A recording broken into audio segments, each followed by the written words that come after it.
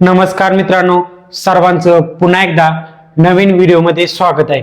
मित्रांनो, आजच्या व्हिडिओमध्ये वास्तुशास्त्रप्रमाणे घराचं मेन गेट कोणत्या दिशेला असणं आवश्यक आहे, घराची मेन बाजू जर पूर्वेकडे असेल तर मेन गेट कोणत्या ठिकाणी असणं आवश्यक आहे, वास्तुशास्त्रप्रमाणे घराची मेन बाजू जर पश्चिमेकडे असेल तर मेन गेट कोणत्या ठिकाणी असणं आवश्यक आहे, उत्तरेकडे घराची मेन बाजू असेल, दक्षिणेकडे असेल, सर्व माहिती या व्हिडिओच्या माध्यमातून मिळणार आहे। मित्रांनो, आपल्या या चॅनलवरती कन्स्ट्रक्शन विषय असेल, वास्तुशास्त्र विषय असेल, सर्व माहिती सांगितली जाते, तेही मराठीमध्ये। त्यामुळे सर्वात आधी आपल्या या मराठी चॅनलला सबस्क्राईब करायला अजिबात विसरू नका।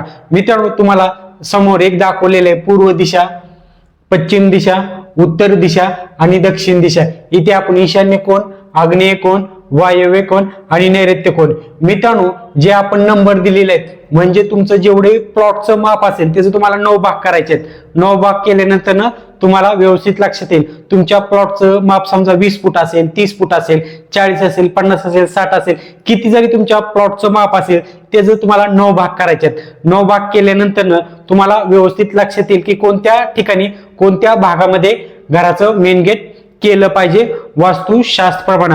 मित्रांनो, तुम्हाला सुरुवातीला सांगतो की समजा पूर्वेकडे तुमच्या घराची मेन बाजू असेल तर वास्तुशास्त्रप्रमाणे घराचं मेन गेट तुम्ही कुठे करू शकता। मित्रांनो, टोटल जे नंबर दिले आहेत टोटली 9 भाग केलेले आहेत। तुमचं जेवढे प्लॉटचं माप असेल तुम्ही 9 भाग करा।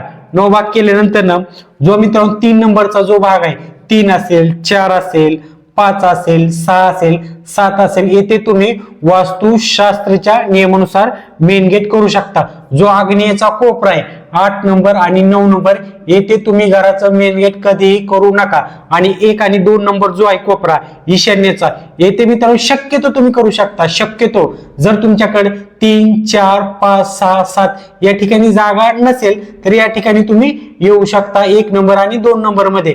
फक्त जो आग्नेयचा कोपरा आहे 8 नंबर आणि 9 नंबर, येथे तुम्ही घराचं मेन गेट कधीही करू नका। समजलं मित्रांनो? जर पूर्वेकडे तुमच्या घराची मेन बाजू असेल तर, समजा पश्चिमेकडे तुमची घराची मेन बाजू असेल तर तुम्ही वास्तुशास्त्राच्या नियमानुसार मेन गेट कुठे करू शकता।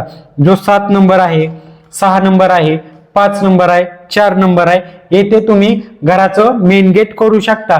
जो नैऋत्येचे 3 जे भाग आहेत, 3 नंबर, 2 नंबर आणि 1 नंबर, येथे मित्रांनो घराचं मेन गेट करू नका।